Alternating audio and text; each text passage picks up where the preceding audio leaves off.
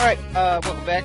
We have moved on to March. Let's talk about the first game from March, Lego City Undercover. All right. Yay. Am I the only one that played it? Yeah. Looks like Yep. All right. I like it. I gotta say, man, it's a bummer. The load times are atrocious. But if you can get past that, I think it's totally mindless fun. I mean, it's Lego Grand Theft Auto, and I feel like you really can't go wrong with that. I think that they actually I'm actually very impressed. Like, it's a pretty solid. It looks pretty, and the controls, especially in vehicles, are really solid. I've played like proper, not to say this isn't like a proper game release, but I've played bigger budget, like more mainstream games that had less satisfying driving controls. So I was pretty impressed with that. I don't have much to say about it. I had a lot of fun with it. One like nitpicky complaint I have is that a lot of the fun of a sandbox game is like exploring and finding hidden secrets and stuff, but a lot of the hidden secrets, like you pretty much have to play through the whole story mode and get all the different like power-ups until you could find them, which is not like a problem. It's not like a flaw of the game. That's how all the Lego games have been, though. Yeah, I mean, yeah. So I don't know. I had a lot of fun with it. There was some stuff in it like where you gotta move the gamepad around like you're looking through a thing, and that those parts are kind of BS. But on the whole, it's just a fun little game. I think maybe don't pay full price for it, but if you can find it and like if you're interested, I would recommend it. I had some fun with it. I wanted to check it out. I really like the Lego games. Yeah, I was gonna say, have you played the old Lego games like the Star Wars and Oh, Batman yeah. and all those? Yeah. Yeah, How does it compare to those? Well, it's pretty different. I mean, for one, it's not multiplayer, and it's Really? not. Yeah, it's a sandbox. It's a Grand Theft Auto type game, so it's not really. The Lego Star Wars and Lego Batman. Those games are really fun. I like them a lot, but they're very like it's like a level where there's a start and a finish, Yeah. and you go and you destroy stuff and you fight stuff. The Lego City game is a lot more. You drive around, you do missions, there's a couple segments where you like have to go through a level like a mine shaft or like inside a building, where like it's a straight to finish level. But on the whole, those are just like missions as a part of a big open world. That's cool. So I don't know if I would say I like it better or worse than the other Lego games. It's just kind of a different beast, Right. I love the other Lego games, like unabashedly so. I think that they're fantastic little, action games, and I can still pick them up now and play them and have a lot of fun. Yeah. So I was wondering what would happen when they stopped doing licensed Lego games, and I mean, it sounds like it's still they didn't a stop. pretty good time. It's a good time. The one thing that I don't want to say it's worse, but I don't prefer it as much is the fact that like something that made the Lego Star Wars and Lego Indiana Jones, all those are so funny because there's no dialogue. They have to like, tell the story and come up with. You have to bend over backwards to pantomime it, which can be hilarious. This game just straight up it has voice acting, which is good. It's good voice acting, but I don't know. I don't find the humor like quite as potent. Well, it's not the first Lego game to have voice acting. They started doing that with Lego Batman 2. So. Okay. Yeah. All right. Well. All of them have had it since then. Like Lego Lord of the Rings had it. Lego Marvel has it. All those games have voice acting. So it's not new. I did not. That game. I did not know that. Yeah, it's not new. I really wanted to play Lego City Undercover. The other Lego game's great. This game looked really fun. Now that I have a Wii U, I can play it. But I think you would really like it a lot. I had a lot of fun with it. I'm a kid. Like I said, it's a bummer that the load times are really bad. I kind of wish they would like patch.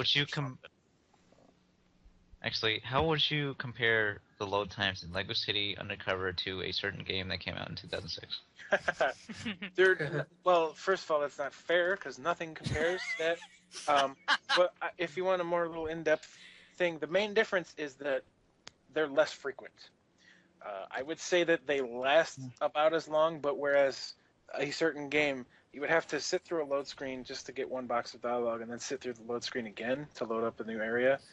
That never really happens. I mean, maybe it does like once or twice, I don't remember, but for the most part, that's not an issue. It's just like you have to do it once and then it loads the city and then you're in the city, So it's not that bad for sure, but it's still a bummer, man. I mean,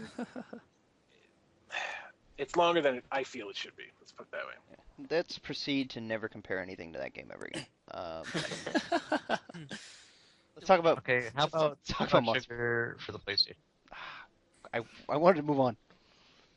Yeah, I don't know what game you just said, so. Monster PlayStation. Monster Hunter 3 Ultimate. Talk about it, done. It's a great game. That game was fun. Yeah. All right. It's a good game. So I don't know anything about the Monster Hunter series. I think I was getting it mixed up with Monster Rancher for a while. Yes. But we're laughing at you, but that's not a hard error to make. So. yeah. What's the footnotes for the Monster Hunter series, and The title sums it up. Okay. Well, You hunt monsters. You hunt big monsters. You farm them for things to make equipment with. Okay. And Hunt bigger monsters. yeah, fight bigger monsters. so it's Then like you farm Diablo them. kind of. Yeah, pretty much. But with more action elements. Oh, neat. Not just like click on something until it dies. Okay. Yeah, I mean you gotta like dodge roll and like parry and Yeah. drink potions and stuff. Yeah. So is It's it like very deliberate. Yeah. I don't want to say rigid animations because it's Mhm. by design, but it's like you push like the swing the sword button and the guy's like swing the sword. So you actually have to time okay? all your movements to get the Yeah, to it not get your fucking ass kicked. it reminds me a lot of, this might be an odd comparison to make, but it reminds me of Castlevania in the way that it's very like you have to carefully decide what you're going to do in every little. Yeah, there's I mean- a lag when you attack.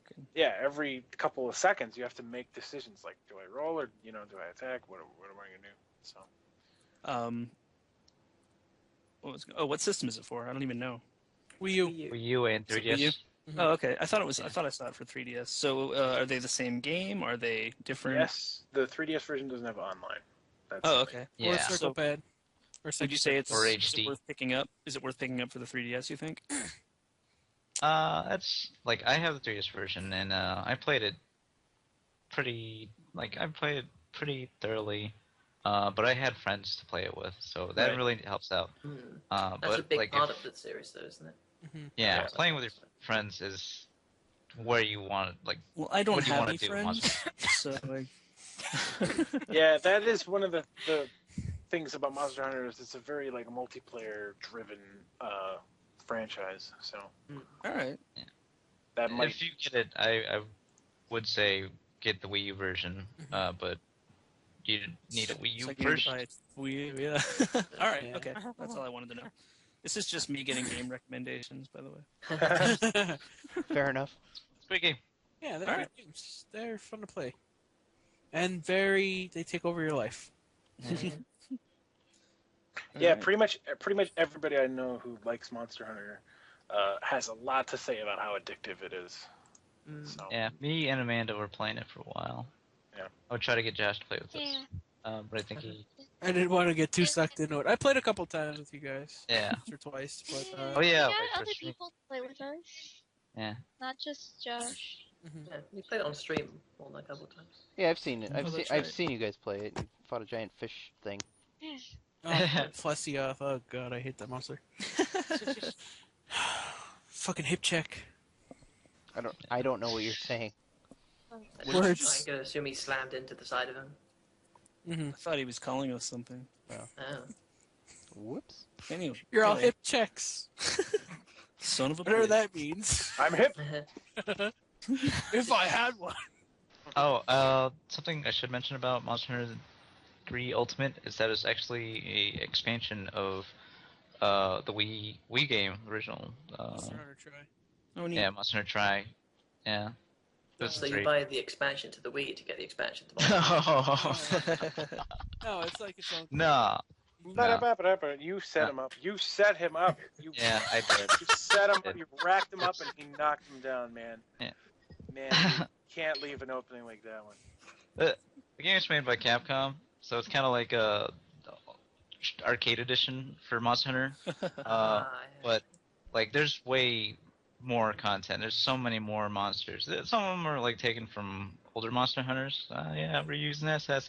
But like, it's just a ton of hours of addiction and masochism and fun. Something that like I haven't.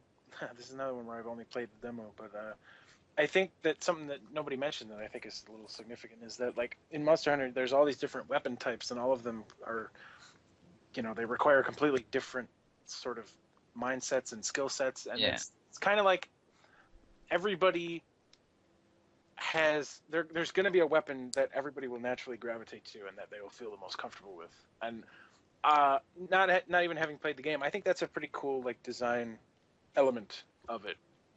The weapon, like, not sets, but like weapon types, they're kind of like classes of this game. Yeah. Like, great sword is like sort of the all around, heavy hidden, but also can block and stuff like that. But then you also have something like the longsword, which is about the size of a great sword, but It's really does fast. more damage, but you can't block. But like with the longsword, generally, longsword users would aim for something like the tail to cut it off. And like maybe a gunner will try to like add status effects to the monster and stuff like that. It's kind of like the same thing with Sword and Shield, the status effects and the elemental damage. I don't know if we need to go through every type of weapon. I'm just saying. I wasn't going to, but that's like a few. I think that's a cool thing. They all have sort of their strengths and weaknesses and stuff. I like that. Right. Luigi's Mansion, Dark Moon. Oh, let's talk Electric about Boogaloo. It's mentioned too. let's talk about What a Luigi's Mansion, because I love Luigi's Mansion Dark Moon, even though I do. I still haven't beat it because what? Buttons. I didn't get into it so much, I have to say. Really? Because I liked it a lot. I think it's one of the best games on the 3DS. For a lot of reasons. First of which is there are more mansions, and it does, and it is just called it Luigi's Mansions, and it's longer than 3 minutes long. I think it's really creative. There's a lot of really unique gameplay mechanics that they introduce to you slowly throughout the game, and then they use them in really cool ways. Like when you get the ability to like inflate like a balloon type thing and like float up to awesome. Float up to higher ground. Like that's really cool. And just like when you learn that you can light things on fire by lifting them up and putting them in like flames, and there's a boss battle that you have to do all that shit, and it's like there's so many good ideas in this game, and they introduce them to you in such a good way, and like I really love Luigi's Mansion Dark Moon. I think it's a fantastic game. That's the thing that I really liked about it, is that Next Level Games took the core mechanic, the vacuum. That's pretty much what you have. That's all you do. But they've done so much with that, and they introduce new applications for it constantly. And every level is just packed with secrets. Every little mission has all these nooks and crannies where you can, you have all these options. It's like, okay, here's a desk. I'm going to shine a light on it, shine the other light on it, push it, and then I can suck it up with my vacuum. And like one of those four things is going to cause something to happen in any object in the game. Luigi's Mansion 2, now with 2 flashlights. Yeah. Yeah, I have not played the new one yet. I played the first one. I loved it. It was the first game I had on the GameCube, and I enjoyed it immensely. People say it's too short, but I thought it was great. I'm actually looking forward to the second one quite a bit. For how short the first one was, it was a lot of fun. A lot of fun. And this one just really... This one took everything about the first game and perfected it. And they added... Like Matt said, they added so much to it. It made it so much fun. So I'd definitely recommend looking into it. Yeah, as long as EGAD is still awesome in it. He's still awesome. He's still in it, and he's still awesome. And Luigi's in it. He's got a lot of personality and like all the little movements and noises he makes. So many little touches that just fill him with just life. Like he adjusts the straps on his vacuum backpack, and he hums the theme song. Yeah. They gave him so much more character. It's great. Yeah. That's what I loved about the first game, is that Luigi was just so animated and fun, and it really made the game for me. Because otherwise it's just walking around in the dark, It carried over into this game. Yeah, that's awesome. Everything in the game is really animated and Yeah. fun. Like even the ghosts are. And like one of my biggest problems, like I mean, it's a really stupid thing to care about, was like I didn't like the ghost designs in this game as much as I liked them in the first game. I thought I thought they were boring compared to the They are. original They game. totally are. But what I liked about them was that the game does such a good job of twisting the mechanics that it's already introduced. Those green ghosts, the basic greenies, are still a threat at the end of the game, because they constantly they evolve throughout the game. They find new ways to deal with you. They come out with rolling pins or with frying pans over their heads. Go ahead. They wear sunglasses, so you can't shine the light in their face without. I loved that when they first introduced. They keep coming up with ways to like screw with you, and it's great. Yeah. When they first introduced that, it blew my goddamn mind when they like had the sunglasses, and I tried to beat them the normal way, and I couldn't because they were wearing sunglasses, so the light didn't freeze them. I was like, oh, that's so smart. I love game design so much. You can tell they're evil because they're wearing. That's right. That's right. No, but for real, that was one of my favorite things about the game, was that it ramped up. The difficulty curve was great, and the enemies were like learning your own tactics. I mean, I know it was. It's not like they got additional AI to go and find sunglasses. I'm just saying that it was designed in such a way that it really felt like it ramped up. Yeah. Do you think they were physical sunglasses, or did a pair of sunglasses have to die and they're wearing the spirit of the sunglasses? I think they were just some real sunglasses, because they also carry like rolling pins and. Well, that opens up a whole new door. Pull them off their face. Yeah, that's how you beat them. You gotta suck them off their face. Well, I figured.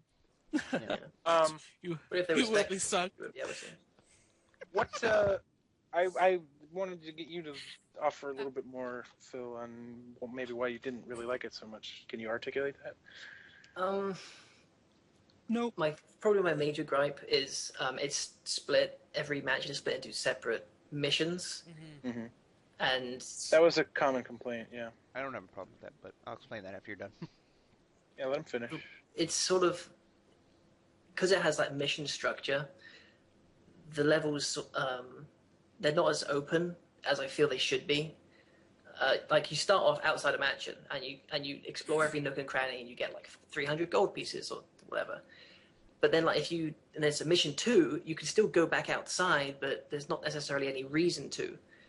And like certain secrets don't work in certain places, and it feels like they have the entire mansion, but you're always limited to where you can go and what you can find in terms of secrets. So there's not that exploration as much as the first time you play a level, you'll find some secrets, and then the second time you play a level, there's no any need to. So you sort of become accustomed to not trying to find secrets all the time, because you'll know that the game will think you've already gotten a secret in a previous level. So like there'll be a little mini puzzle that might lead to a secret in mission 2, but then you go back in mission 3, the puzzle's still there, but there's just no reason for it.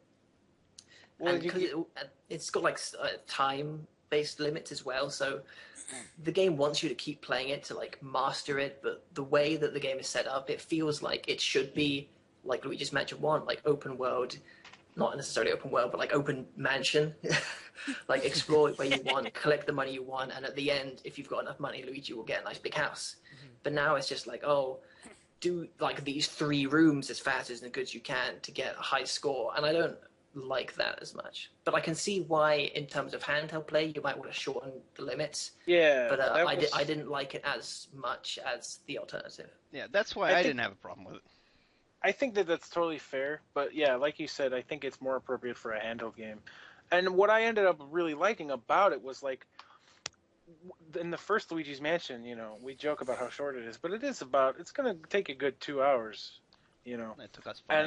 And, yeah, or, you know, it's a decently, it's an investment. And I maybe feel now like, it'll take 2 hours, but I mean, the first time through, it's a pretty good, it's a pretty good trip through the game. Yeah, yeah. Oh yeah.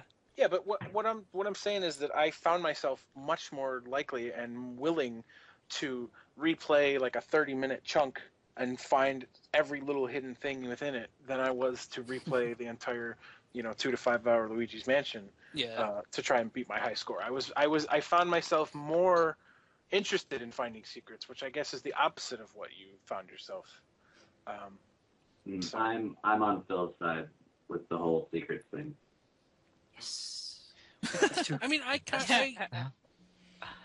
this is kind of like a cop-out, but I agree with both. I enjoyed the game immensely, but I wish it was like the first one. I think it definitely is fundamentally like different in its design, because the first one is much more, you know, you just have free reign of the mansion, and I mean it's linear. You got to go to certain rooms to get certain keys, but it's definitely much more of just kind of go at your own there's pace. that overall sense that you're exploring. Like obviously you go into a room. Oh, there's a key that unlocks this door. In that room that you've just unlocked, there's a key that unlocks that door. But because it's just Luigi's in a mansion, go solve it. It feels like you're progressing. But when EGAD stops you as soon as you clear a room full of ghosts, and you want to keep exploring, but it's like, no, you have to come back and. So what, do you want to do the entire level again to see what was in that one drawer you missed, or do you want to go to the next mission and now that drawer might have something totally different in it than it would have otherwise? It feels like the game wants to have it both ways, but it doesn't quite work in that regard. A history of stopping you once you achieve the goal, like all the way back to Mario 64, and I always felt that slowed it down. Banjo-Kazooie nailed it when they let you continue after getting the jiggies, you know? It's definitely something I liked better about Banjo-Kazooie, Yeah, and I wish they would just drop that mechanic, because I like being able to do whatever I want, you know? Mm-hmm. I did finish the game. It doesn't bother me so much, just because it is a handheld game. It makes sense for them to want it to be short and simple, like easy to pick up and play one mission, go about your day. And I think the mansions are all just so unique and cool that it's fun exploring them. It's fun exploring them even without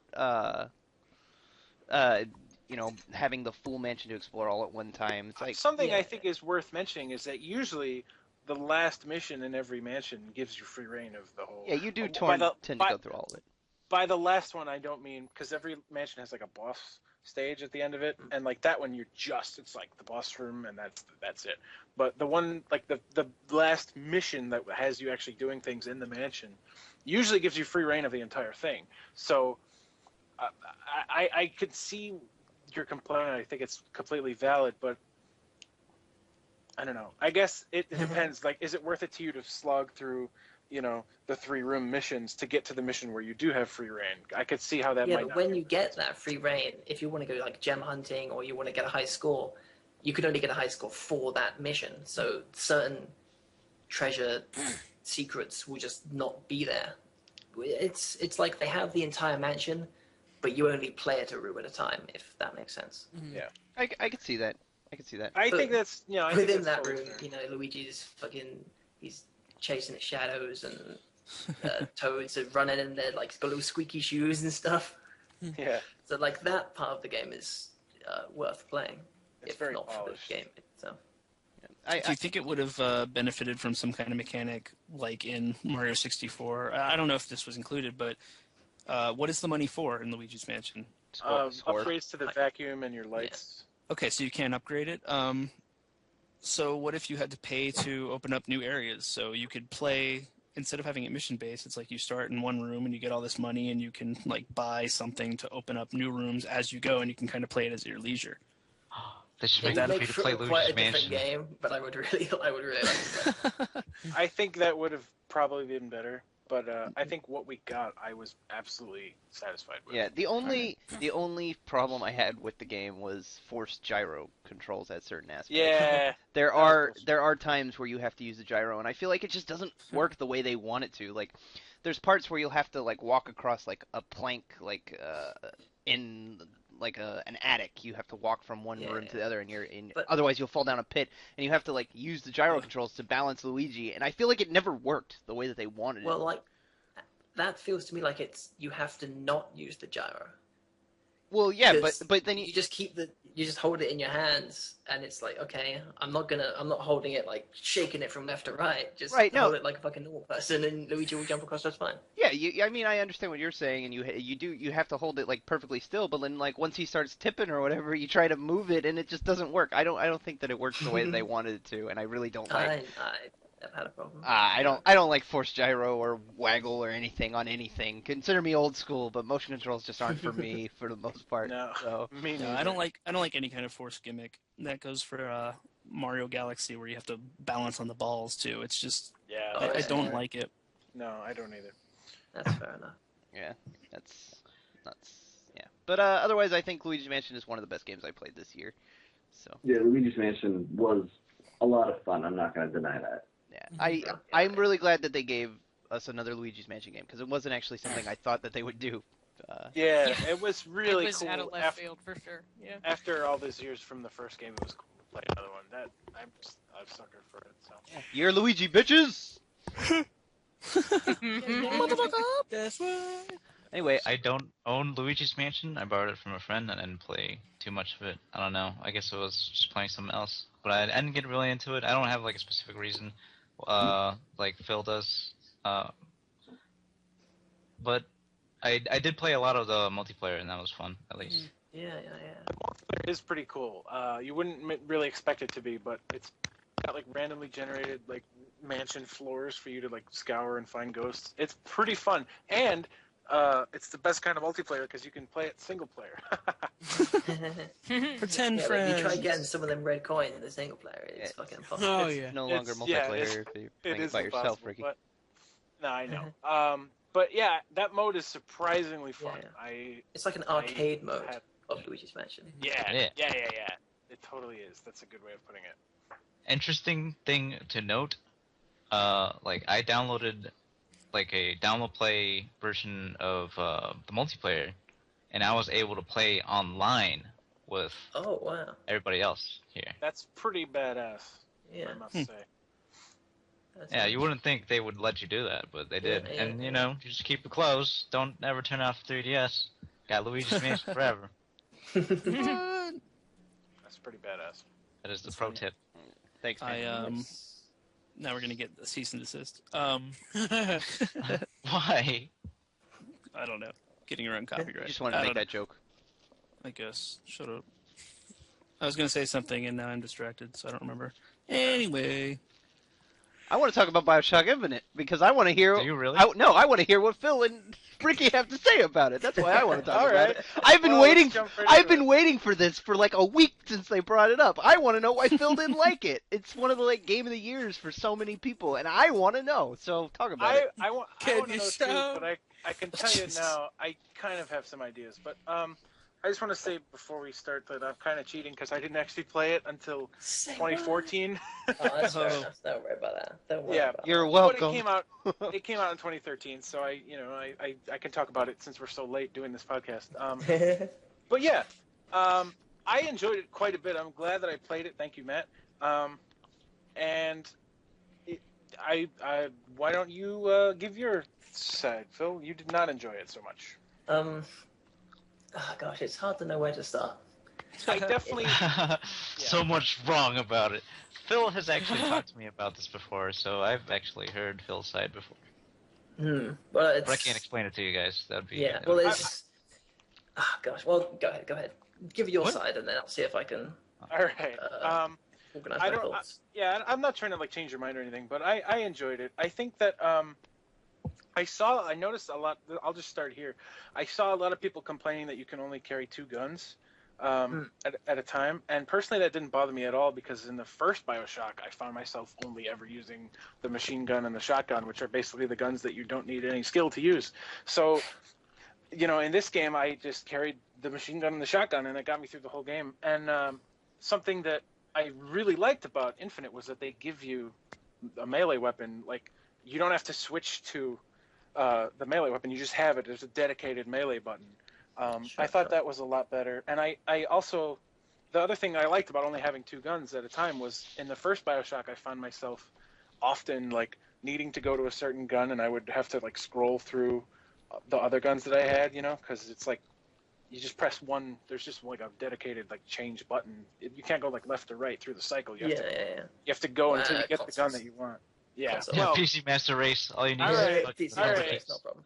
All right. Well, I guess I should specify that I played both these games on the 360. So, playing the inferior version here, but yeah, I didn't have any problem with that at all in Infinite, and I thought people also I saw complain about the fact that like there's a lot less like trap setups than the first BioShock, which I think is it's like not disputable. That's completely true. There's just a lot less of that. But what I liked about it was that I felt like it did have stuff that was its own sort of identity. It had the skyhook thing that I thought was a lot of fun, and I felt like a lot of the vigors or plasmids or whatever, they took the idea that you were in like a skybox where there's ground, there's just death beneath you, and they made vigors based on that. So like you could use those instead of trap setups. Like there's vigors that can like grab guys and pull them over to you and drop them, or that can make them float up in the air. All the vigors do come with a trap setting, which is quite strange because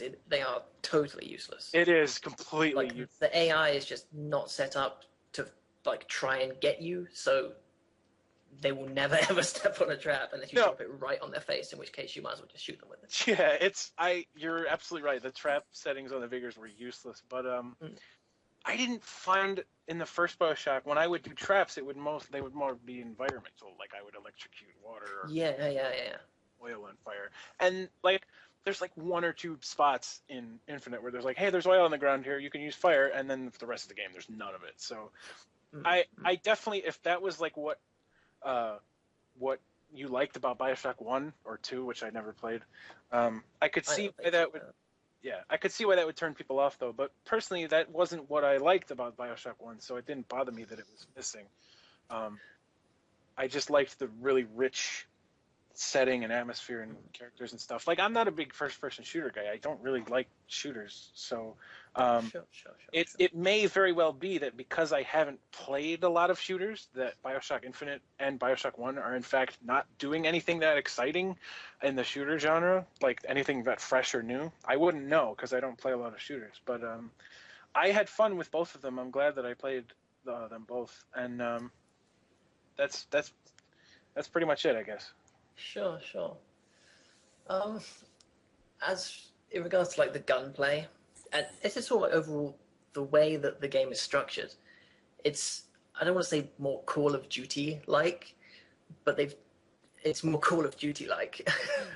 They've taken a lot of the open-endedness that started way back from System Shock, and then as the series progressed, it became more and more streamlined to the point in where BioShock Infinite, there are certain things like traps and just even having multiple weapons and multiple vigors just seem like legacy features where the game is designed in a way to stop you from doing what you want and always doing what they want you to do. So you can upgrade your guns, but the game will always tailor its environments to a very specific type of weapon, which it will drop at the fucking door to the entrance of where you need to go. So you'll walk into a room and there'll be a sniper rifle and a rocket launcher next to the door, and it'll be a massive empty expanse with like a sky rail going all the way up to these high corridors, and guys will come out with sniper rifles, and you think, oh, okay, I obviously can't use my shotgun for this one because I'll just get my fucking ass beat. But they still allow you the option to put all your money into upgrading your shotguns or upgrading your assault rifle. But then they introduce a second assault rifle completely arbitrarily. It's just, I don't understand why they would even bother to have these Bioshock-like 4:15 a.m. These Bioshock-like elements when the game just really doesn't support them that well. I definitely think that that's a flaw of the game. I'm with you on that one. But I didn't find, in my playthrough at least, to be that much of a problem.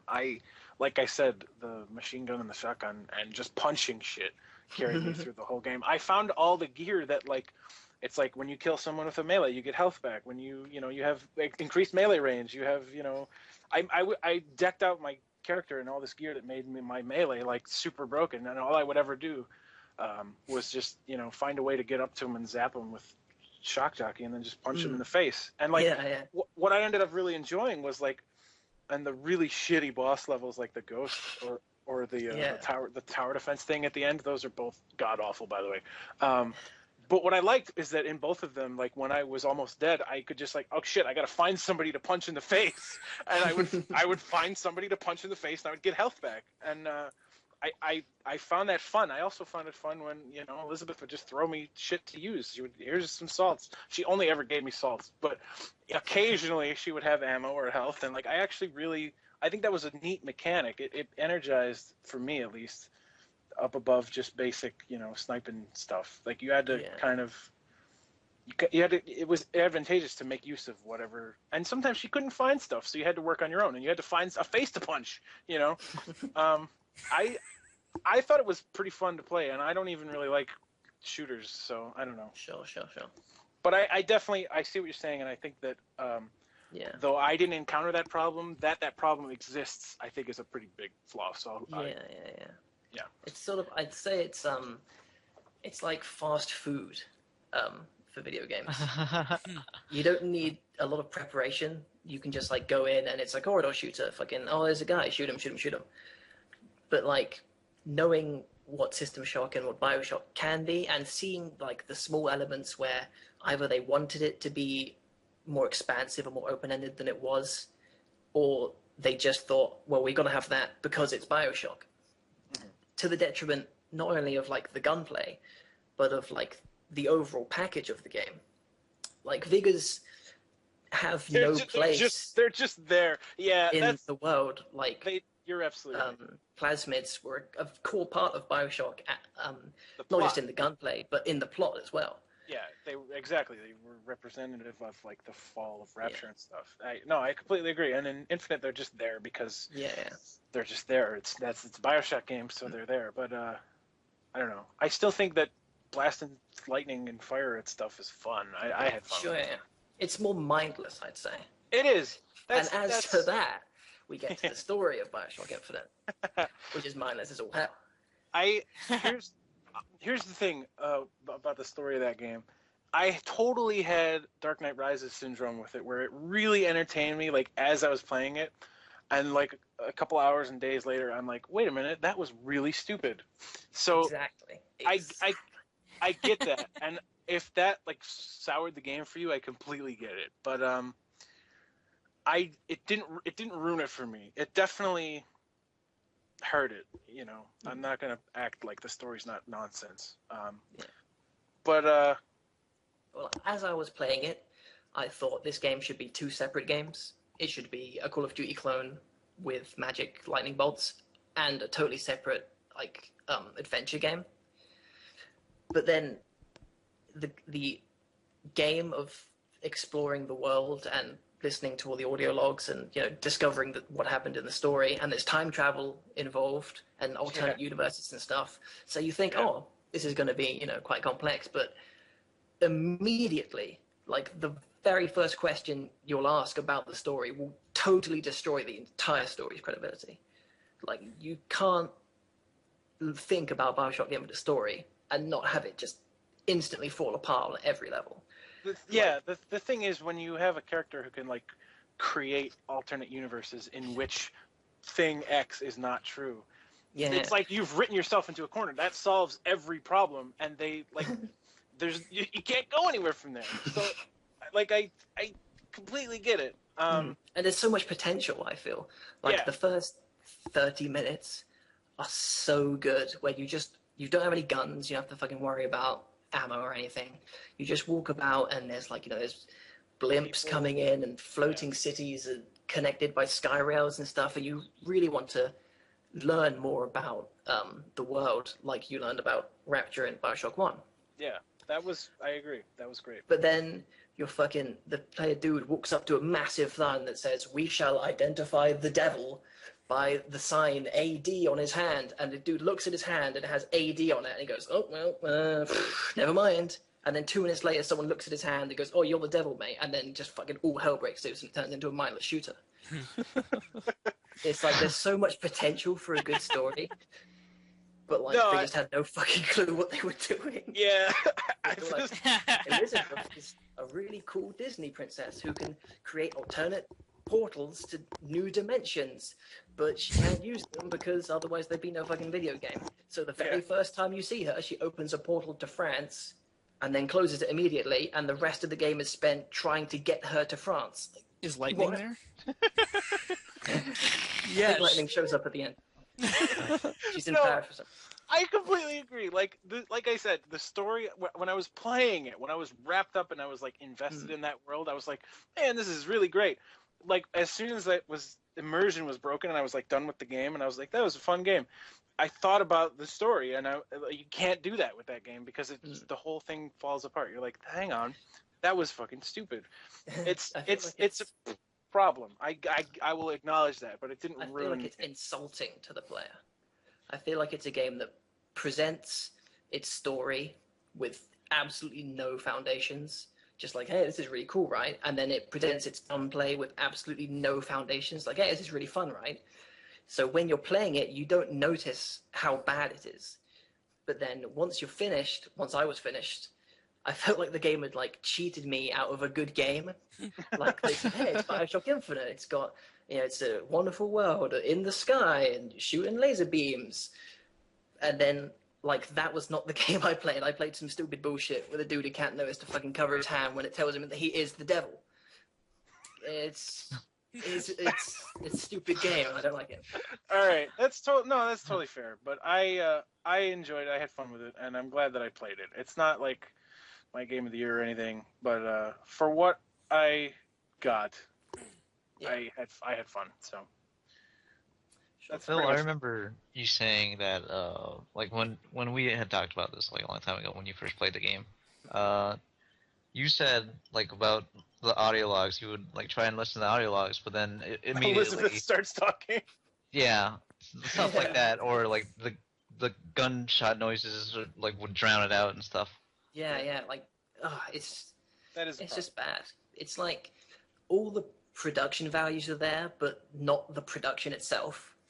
It's like it's such a slick game, and obviously there's a huge marketing campaign, and it presents the facade of being like a blockbuster action shooter with like a really deep story, but it has none of those elements. It just pretends to. And I resent the game for it. 9 out of 10 game of the year. All right then. Looks like that was the intention of the game. If it was, then it is fucking 9.9. Yeah. But I very much doubt it. No, that wasn't the intention of the game. I can't argue with any of the points that you made, but I enjoyed it nonetheless. So. Sure, that's fair enough. What does that say about me? Yeah. Okay. Well, that was Bioshock Infinite. We spent a lot of time on that one, so let's get the ball moving here. Well, it's a big game. Yeah, I know. It's a big game that came out this year. One of the biggest games of the year. So I think it's worth giving a lot. And since none of us have played GTA 5, we should. Yeah. Well. Like, GTA 5 came out. Oh, did you play it? Yeah, I beat it. Oh wow, I didn't know. We'll get to that.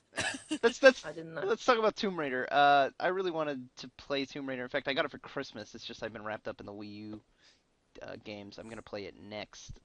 Tell me about it, Phil, because it really looks good from what I've seen of it. It looks like Unleashed. Wow, Uncharted. Yeah. It is Uncharted. Oh, good. So I'll like it. What they've done is they've taken Uncharted and put a couple of tombs in there. Oh, okay. Tombs are optional. And boobs. Tombs are completely optional. They put and the rest of it is just Uncharted. There's boobs in Uncharted. Yeah, there's. So it's Uncharted. Okay. That's all I wanted to know. Yeah. If you want to talk about it more, go ahead. If not, I understand. Not really. I mean, it's just Uncharted. I have to imagine. I can only assume that they thought, oh, we need an Uncharted. We've got the Tomb Raider license. Well, put them together. Well, and that's it. It's a good fit, I think. I think if you're gonna reboot the Tomb Raider series after Uncharted has been released, might as well rip off Uncharted. I mean, it's basically Tomb Raider but with a dude. So that's pretty much the only reason I want to play it, because I like Uncharted so much that I want to play the rip off of Uncharted. Yeah, definitely. It's Uncharted with Lara Croft in it. Not really even Lara Croft, just a woman. But it's got that same sort of thing, where there's a huge disconnect between the character in the cutscenes and the character in the gameplay. Where Lara Croft goes from like you're stranded on this desert island deserted island. Not actually a desert island. It's like raining all the time. Those are the same. So Lara Croft is like, oh, she's scared, she's shivering in the cold, and it's like, objective, find shelter. So then you walk, and obviously it's set to walking speed. You just hold the thumbstick up, and Lara Croft will do something, and there'll be all crazy visual effects going on that you have no control over, and it's just like, just fucking blowing your load once. Okay, done. Seen that now.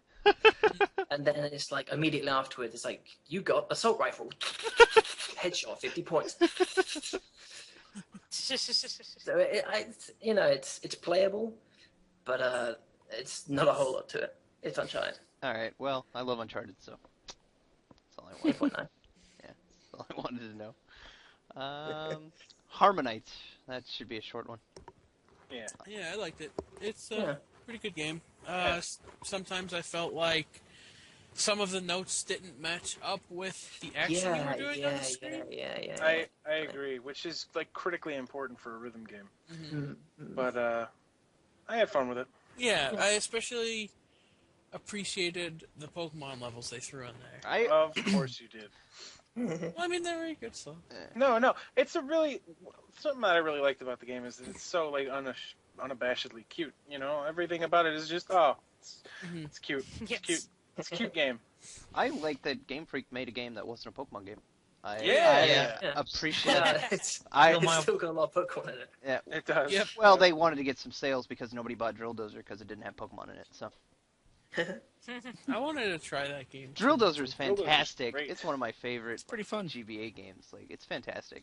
And I've wanted Game Freak so badly to do something that wasn't Pokemon ever since then, because they did it so well. Like, I want to see what else they can do. And like, I'm glad they finally made another game that was not Pokemon.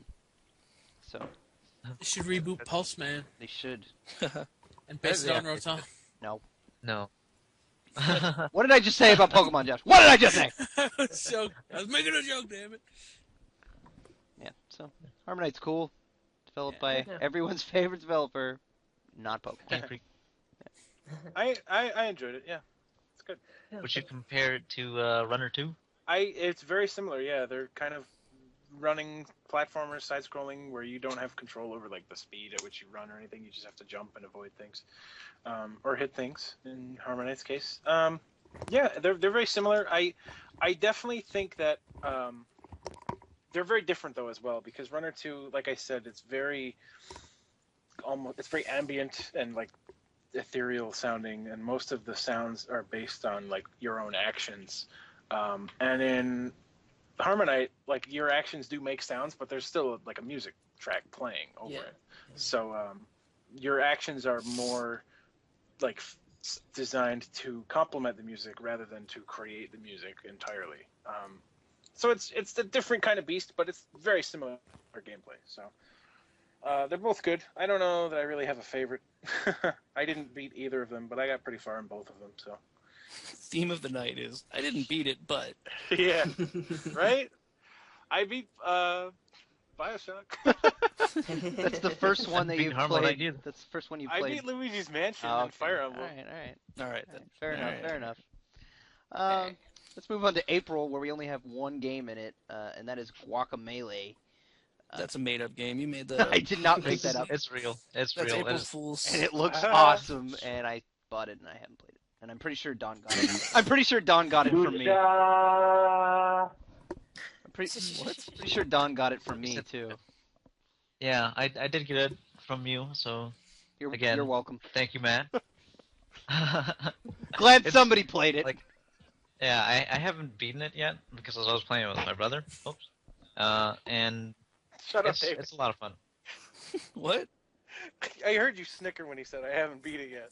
I snickered. Oh, it was Josh. Josh. You're blaming David for Josh. I'm sorry. Jesus. I'm sorry, Josh. Go Talking about video games here. go on, Don. Alright. I want to hear. I want to hear about Guacamelee. Okay. Well, like I said, I was playing co-op with my brother. Like, just, dropping co-op at any time. Just, pop in. It's a Metroidvania. Like you said, the art style is fantastic. It's chock full of like references to other games and stuff. They have freaking Chozo statues. Like literally, they call it Chuzo, like with two O's. So, actually, 3 O's. Excuse me. But you know what I'm talking about. But yeah. they give you upgrades, and like you'll like the first one will be like Rooster Uppercut, and that's like sort of like a triple jump, like Smash Bros. Kind of. And like you use all these abilities to like platform through the castle, which is not really a castle. I'm just calling it a castle because it's Metroidvania. Yeah, sure. Okay. But there's also another mechanic where you go to the underworld. I think it's called the underworld. I forget because there's also the Dark World and Link to the Past and Low Rule and Link Between Worlds. And it's kind of I don't know. You pretty much like at any moment. Oh, not at any moment. At the very beginning, you have to run into like a little spot, and then it'll switch to the underworld. But once after you get to a certain point in the game, you beat a boss who gives you that ability. And so at any moment, you just like press the trigger button, one of the trigger buttons, and then you switch. And so like in the underworld, certain things won't be there, or certain enemies won't be there, and so you have to switch between them and stuff like that. And a lot of the puzzles are sort of pretty much all the puzzles revolve around this mechanic. So you'll have to like wall jump on this wall that's there in the normal world, and then switch as you're jumping over, and then the underworld wall will be there, and then you could continue to wall jump and stuff like that. And it's a ton of fun. I like the combo system and stuff like that. But that like switching worlds mechanic sort of doesn't really work with co-op. It sounds like, oh man, I could imagine what a nightmare that would be. Either person can do it. And so like if one person does it and then the other person's like, "Oh, I want to do it too," then you just switch back to the same world, Like yeah. Like taking 3 rights, Or actually, I don't know. Do it like Sonic, and only the first player can do it. Yeah. But there was stuff that my brother would do for me, and like there was stuff that I would do for my brother, and he just like bubble up, New Super Mario Bros. Style ish. Right. So it's a co-op Metroidvania. Can you like just run in opposite directions and just go as far as you like? No. Like immediately when you hit a next screen, it puts the other player there. Oh, I see. So like, there might be a case where like you're running left, and then your buddy or whatever is running right, and he enters like the next area or whatever, and you're still running left, so you walk back in to the last room you were in. So it gets kind of a little iffy, but. Yeah, that's it sounds like they kind of were like, let's make a Metroidvania game. Oh, let's make a multiplayer without really thinking about how that completely affects every facet of a Metroidvania game. So I haven't played it. I would like to. It looks really cool and stylish, but yeah, from what you're describing, it sounds like they didn't put a lot of thought into like how multiplayer changes. It's still, you don't have to play a multiplayer. Yeah, no, of course not. Yeah, obviously you don't. I'm just saying. Sounds kind of like an afterthought to me. Yeah. I don't know. I really want to play. Another thing, it helps to know a little bit of Spanish, because they do say Spanish stuff. Well, I would assume they would. It's called guacamole. Like it'll be like English and then Spanish and then English. So know a little bit of they Spanish. Have, like subtitles. Nope. It's probably just small Spanish phrases that are like common. Yeah. Yeah, you gotta use reading comprehension if just like caramba and stuff like that. It's all Bumblebee Man. Ay, Dios mío.